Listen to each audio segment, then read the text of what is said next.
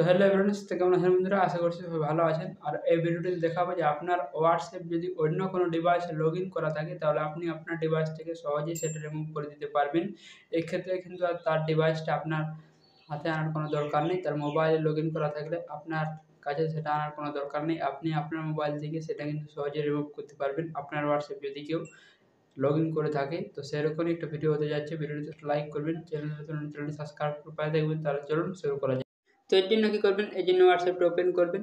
হোয়াটসঅ্যাপটা open করার পর আপনার যে হোয়াটসঅ্যাপ অ্যাকাউন্টটা অন্য ডিভাইসে লগইন করা আছে সেই হোয়াটসঅ্যাপ অ্যাকাউন্টটা এখানে শো করবেন। তো তারপর এখানে থ্রি ডটে ক্লিক করবেন। থ্রি ডটে ক্লিক করার পর এখানে পেয়ে যাবেন লিঙ্ক ডিভাইস। তো এই লিঙ্ক ডিভাইসে ক্লিক করবেন।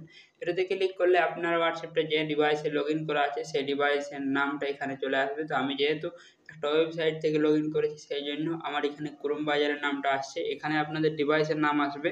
তো এটাতে ক্লিক করবেন। এটাতে ক্লিক করার পর এখানে পেয়ে যাবেন লগ আউট এবং কোন সময় আপনি লগইন করেছেন সেটা এখানে দেখা যাচ্ছে।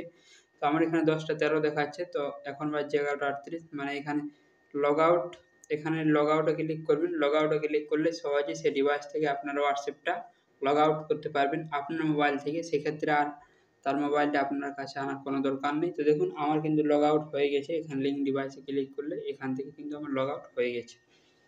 তো এই ছিল ভিডিওতে একটু লাইক করবেন, চ্যানেলটি সাবস্ক্রাইব করে পাশে